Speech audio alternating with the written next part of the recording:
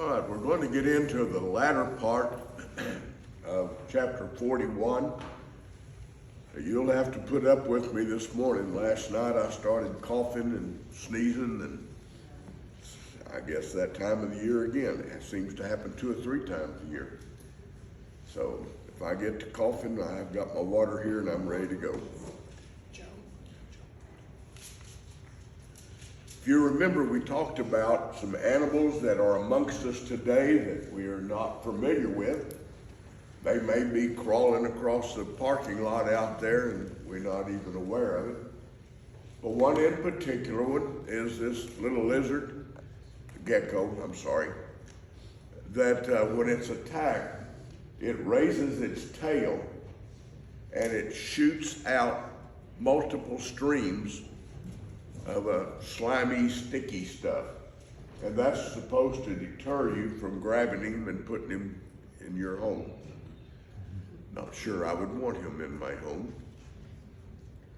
But those things are around us and we're not even aware of it. The other one, the bombardment beetle, is just a little bug, crawls around on the ground.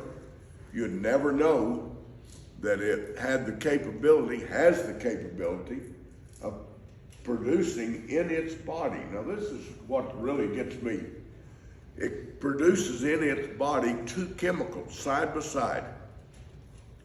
And those 2 chemicals, in my feeble mind, I would think, well, that's enough to burn the animal up, or the bug, burn him up. But they're separated in its body, and whenever it's attacked, or it thinks it's being attacked, it fires those 2 chemicals out at the same time, and when they hit, they form 212 degrees of fire. I mean, it's burning you. That's boiling point. And so you don't want to grab one of those little fellers. Now, I would not know it from any other little bug crawling across the ground. But those are things that are around us that we're not even familiar with. Now, my favorite, as I've shown several times, is the sailfin.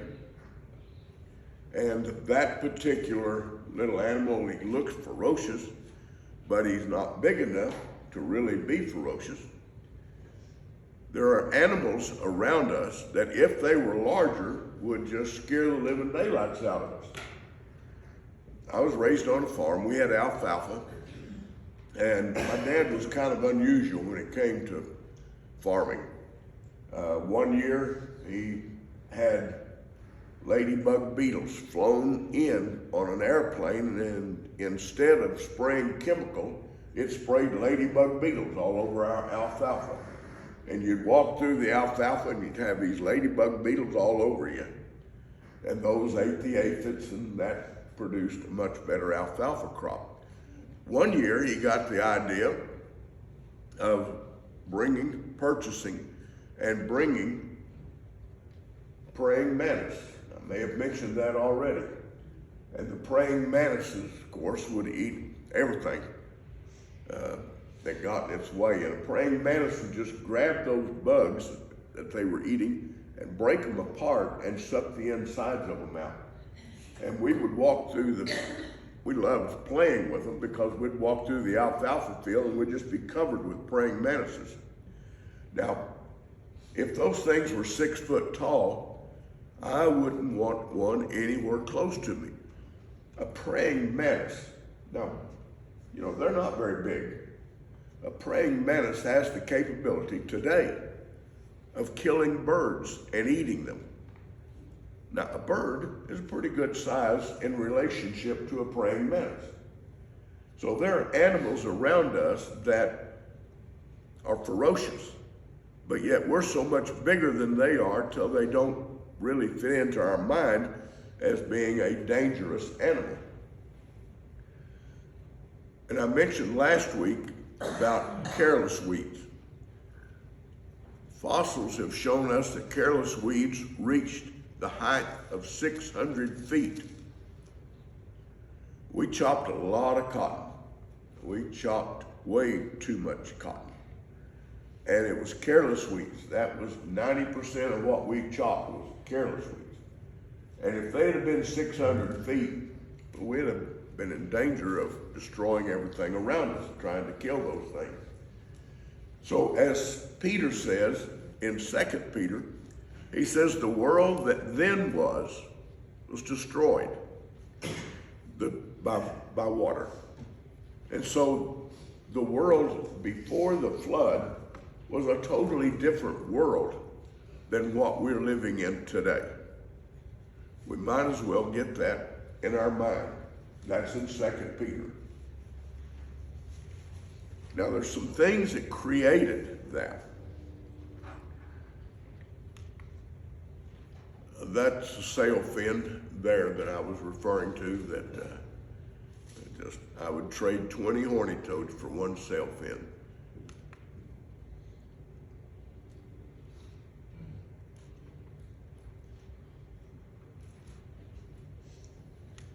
Got back there. I just got those 3 Oh, all pictures right, from you, Glenn. all right. There's a good one. What made the world so much different back then? Well, there's a couple of things. If you'll read in Genesis, on the day of creation, the second day, what took place on the second day of creation? If you'll look there, on the second day of creation, a firmament separated the waters above the firmament from the waters below the firmament. And so the world was created by God, and it was covered with water. And on the second day, he created the firmament, where the birds fly and all that, our air, our atmosphere. And it's separated, now this is on day 2, it separated the waters below the firmament from the waters above the firmament. Now that area of firmament, that area of air where the birds fly and airplanes fly today, there was water above that. Now I'm not talking about clouds. I'm not talking about clouds at all. If you've read about, and I'm just circling around to get back to that, if you've read about mammoths that have been found in the Arctic Circle, some of those have been found, the meat is still on the animal. Frozen, of course, but frozen in such a way that what was in its mouth and what's in its stomach is identifiable today. One particular mammoth had buttercups in its mouth, had not even had time to swallow the buttercups. In its stomach were 27 identifiable plants, and each one of those plants are tropical and subtropical. And so the mammoths that we find today that are still frozen intact were not eating anything except tropical plants. Now, try to put that into your mind, that here's these mammoths all running around and they're eating tropical plants, buttercups, but yet they froze solid before he even had time to swallow the buttercups, one particular mammoth. And the plants that are still inside the stomach are still identifiable, and there are 27 of them. And they're all tropical and subtropical. Yet, the mammoths were frozen solid before they had time to swallow. That's fast. Because you throw food at me and I can swallow it pretty fast. Mammoths, mammoths did not have oil glands in their skin, just like modern elephants today do not have oil glands in their skin. Therefore, the circus that had elephants, in the wintertime, they go south. They don't go north to hibernate for the winter. The reason is because their skin will freeze. Now, we have oil glands in our skin. Therefore, we can get out there and take care of the cattle when it's 0 degrees, and our skin is not going to freeze. Mammoths did not have that. I may lose my voice before this is over with, and then Gary's going to continue on. Yeah. Yep. And so the mammoths that were up there were not, if you look at an encyclopedia, we don't use encyclopedias anymore. If you look up mammoths, you're going to see that they're standing around with snow coming around. There's a glacier behind them. We have in our mind that they were animals that existed in a cold climate. They were not. They were not. Yet they're up there where it's extremely cold today. One of those mammoths had its leg just totally crushed.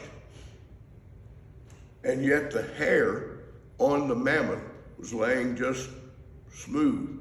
Now, if a large animal were to fall over, have a crushed leg that could not support the weight, if it fell over and froze, what would you expect that hair to look like?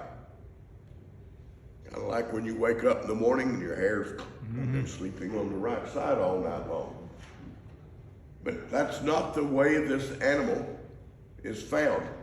That hair is just exactly like it's standing up. It's not flattened out by laying down. So it froze so fast that it did not have time to fall over, did not have time to swallow, did not have time for those plants to digest in its stomach. The mammoth froze in less than 17 seconds. How do we know that? Remember, we're told in the scriptures, prove all things. Don't go off on this, well, I think. Prove it. In its blood, which is still there, I mean, it's frozen solid, they took the blood out, there were no nitrogen bubbles. And if you freeze in less than 17 seconds, nitrogen bubbles form in the bloodstream. And so they froze so fast.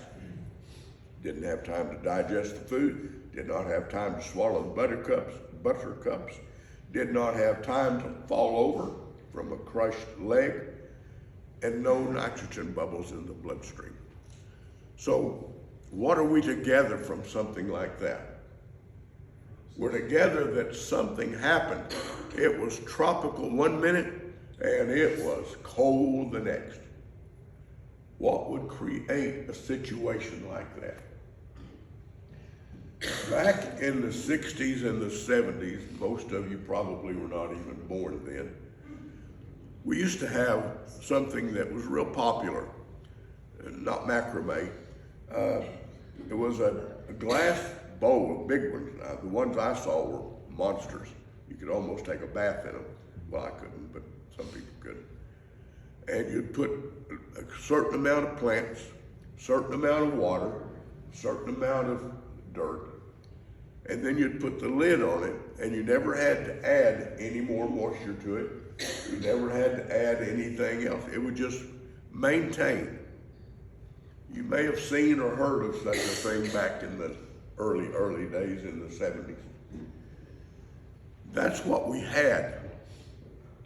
The world was, on the second day of creation, we had this split in the water, and the firmament was in the midst of the water, if you'll read that. That means it's in the middle. And so as much water is below as above. What does that create? Well, that creates a barrier. So and then on the third day, things started splitting up, and then it went on through day number 6. So the world had a barrier around it, water barrier. And that water barrier did a couple of things. Well, it knocked out a lot of the ultraviolet rays. If you've got a plastic bucket and you leave it setting out for a year in the sunlight, what happens to it? Well, it just disintegrates. Now, the ultraviolet rays would be knocked off, and the ultraviolet rays is what creates aging fast. It's also what creates a greenhouse effect, so that it was tropical and subtropical all around the globe. But then whenever the flood came, for 40 days, now the fountains of the deep broke out, and this barrier, this greenhouse barrier that was around it, for 40 days it rained all over the world. Now, in a tropical situation like the equator, we would expect warm rain. If you were to get up where it's much, much colder, you would expect that to come down in probably somewhat like liquid ice. And so that created a situation to where those mammoths were eating buttercups one day, and the next day they're frozen solid. And rain did not happen until the flood. That's when first rain took place. So this changed the world. From that point on, the world has been a different place to exist. It's been a place now that's not very hospitable. If you go up into the mountains of Colorado, it gets extremely cold. One particular place up there, the roads open less than 30 days out of the year because it's so ice and so cold. So those things changed. We mentioned the other day about amber, which is petrified tree sap. And you'll get pieces of amber that may have a bug in it, a fly or some kind of a bug, and those are pretty interesting to study.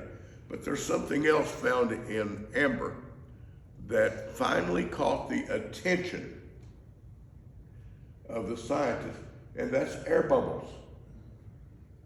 And so what they did was they isolated the air bubbles and put a chamber there around it to seal it off, to see what the air bubble was like. The air bubble in some of those petrified tree sap, amber, whenever they broke into that and analyzed the air, the oxygen content was far greater than what we're living and breathing today. And so one particular mammoth, no, scratch that, one particular dinosaur, big. Now the average size of a dinosaur was what? We look on books and we look on TV. Do we still watch TV? I don't think I've watched TV in 20 years. But we look at dinosaurs and we think of dinosaurs as being these monster, big things. The average size of a dinosaur was the size of a big chicken. So there were a lot of small dinosaurs as well as large dinosaurs. Where was I going with that? I was heading somewhere real important. Oh, the oxygen. Okay, the oxygen.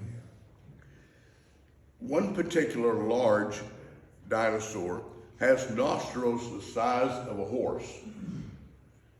Now, whenever you have a small opening in which to breathe, the larger you are, the more oxygen you need to keep your body functioning. And so if that particular large dinosaur was running around today, he'd have to have nostrils big enough that he could breathe in more oxygen and breathe out.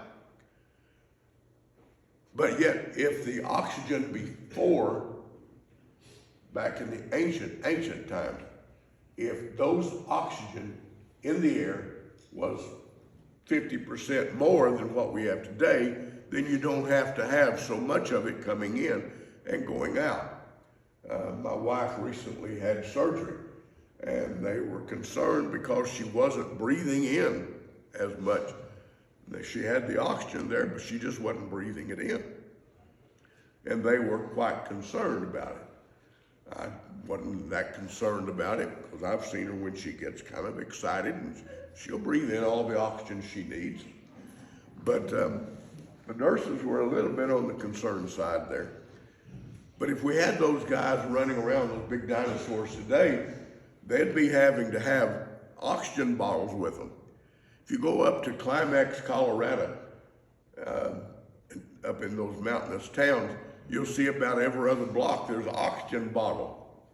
And that's because the oxygen is so rarefied up there that whenever you walk 30 or 40 feet, you gotta stop and breathe. If you don't, you'll pass out. And so they just have oxygen bottles on the corners. So you stop and you just take a good snort and keep on going. Those kind of things are not here today. Our oxygen is more rarefied than what it was early on when the oxygen was there for that petrified tree sap. Now, another thing is there's a lot of things that has gone on in our past history that we're totally ignorant of. And I asked you last week, or maybe it was the week before, when was the first computer designed? Well, we think about maybe in the late 1800s, early 1900s, they started. But no, we're not anywhere close to that.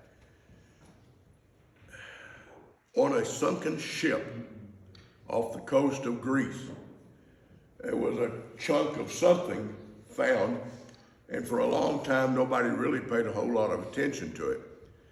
But after they took it in and started working with it and chipping off all the garbage on it, they found out, and by x-raying, they found out that thing was a computer, and not a simple one either.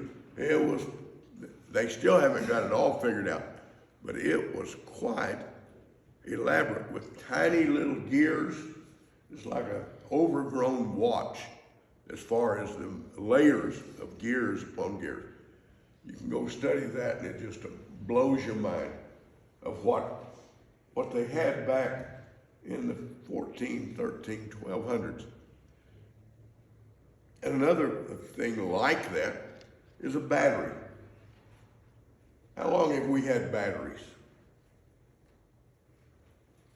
Well, when I was 15, I got my first car and it had a 6-volt battery in it. Still got that car. It was a 1929 Model A coupe. Later put a rumble seat in there. I never got to ride in it, but all my friends wanted to ride in the rumble seat. And back in the extreme early 1900s, they were making somewhat of a battery. But is that when batteries finally, was that whenever they were first developed? No, nowhere close. In Baghdad,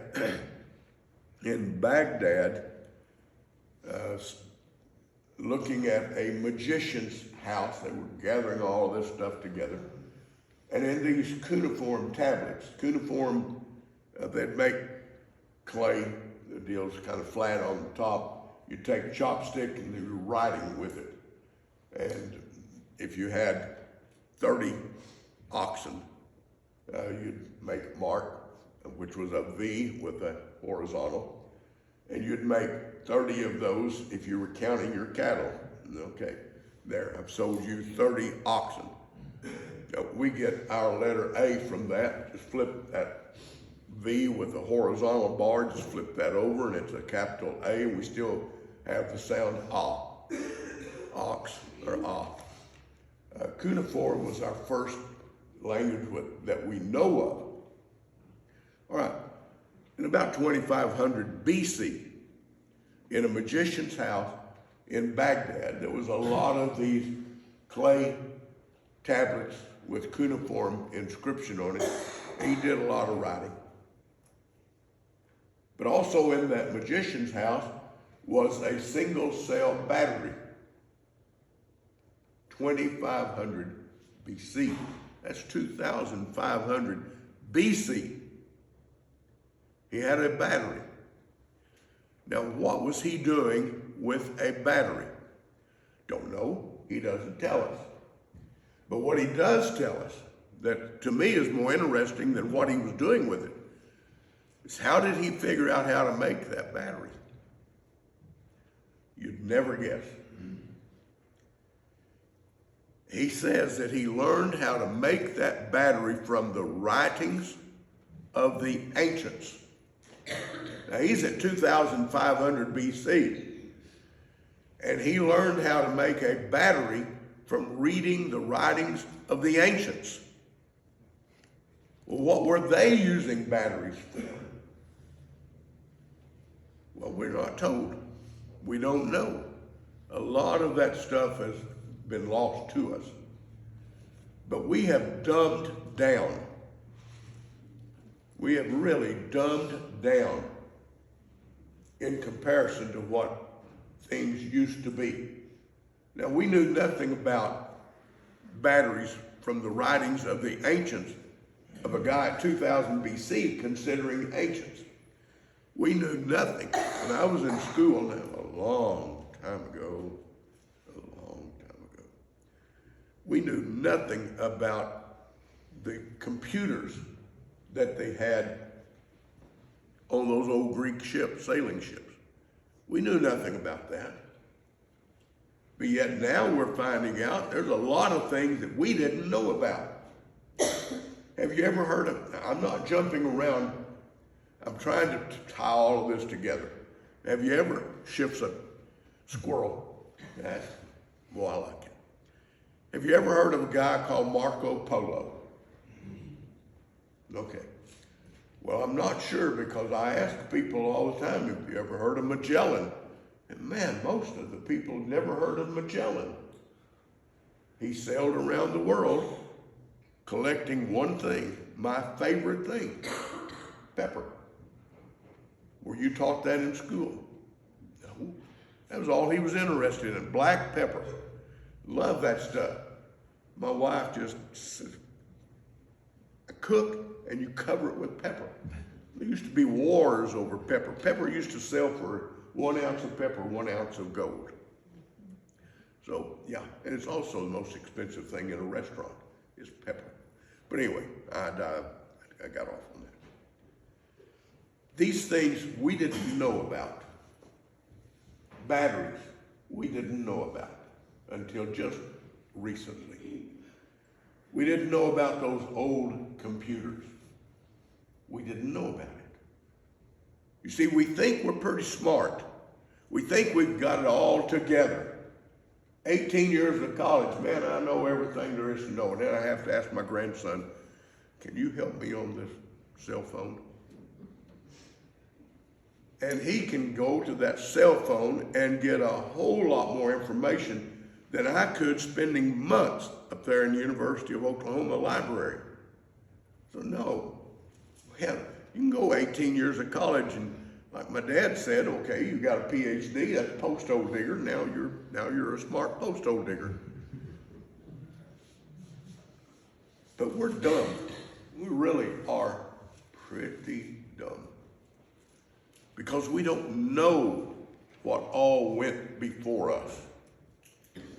I'm sure you've looked at the History Channel and they'll show you those massive, massive rock that's been cut out and even has holes drilled in them that we would have an extremely difficult time today drilling a hole into those.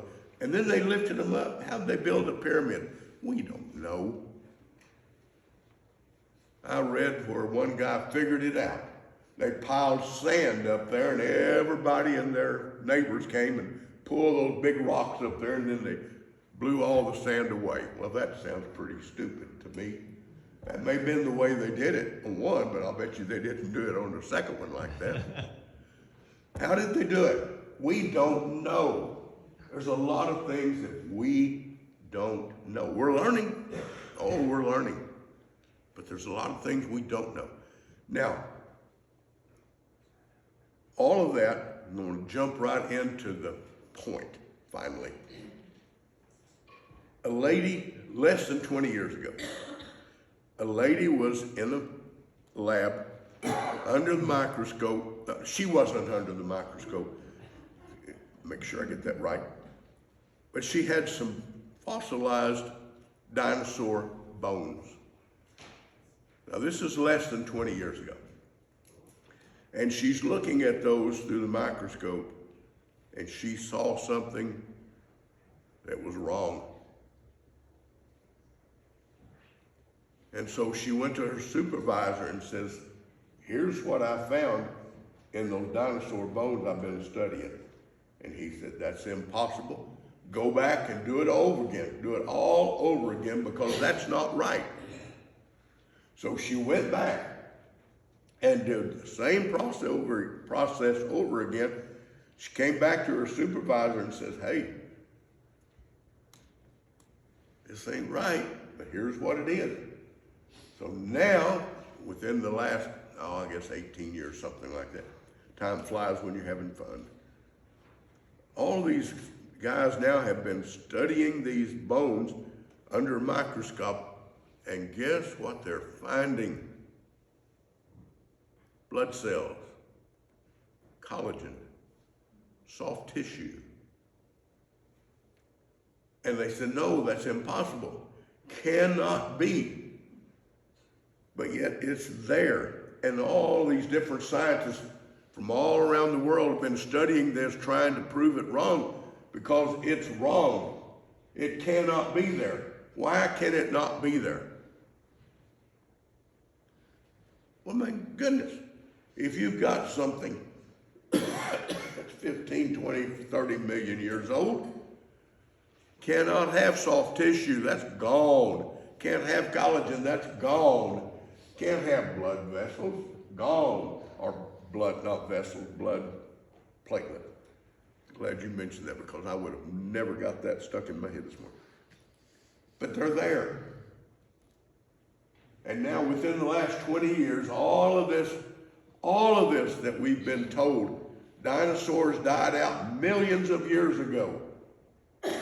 Well, no.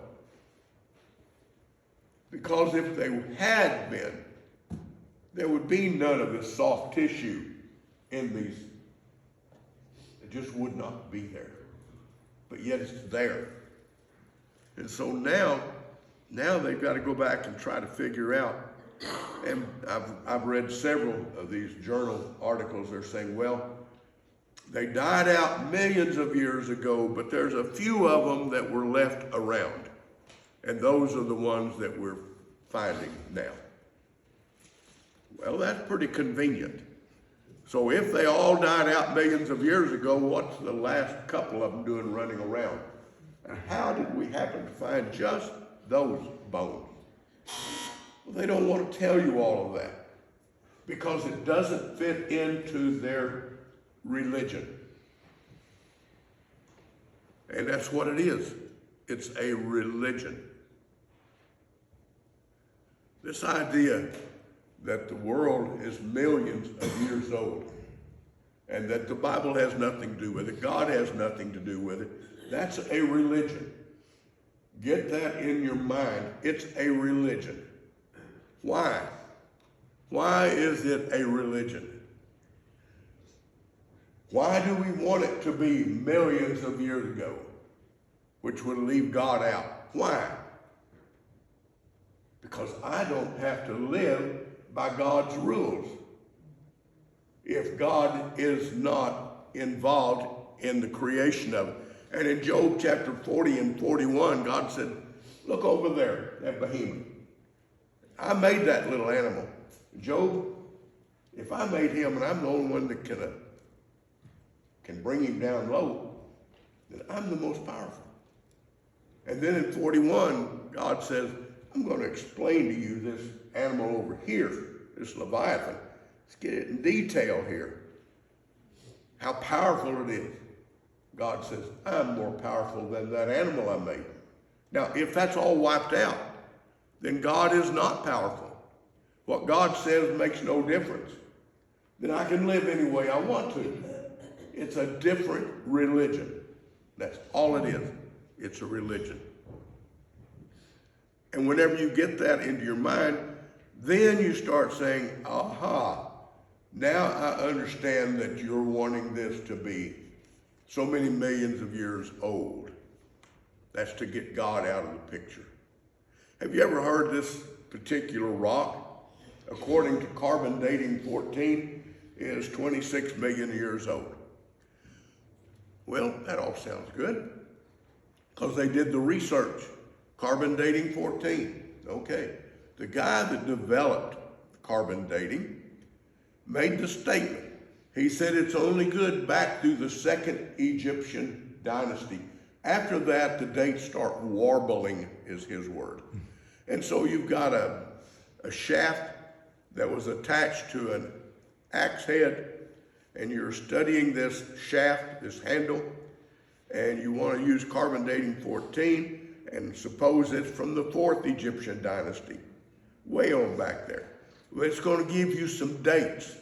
It's going to give you 6 years ago that it was made. It's going to give you 6,000 years ago.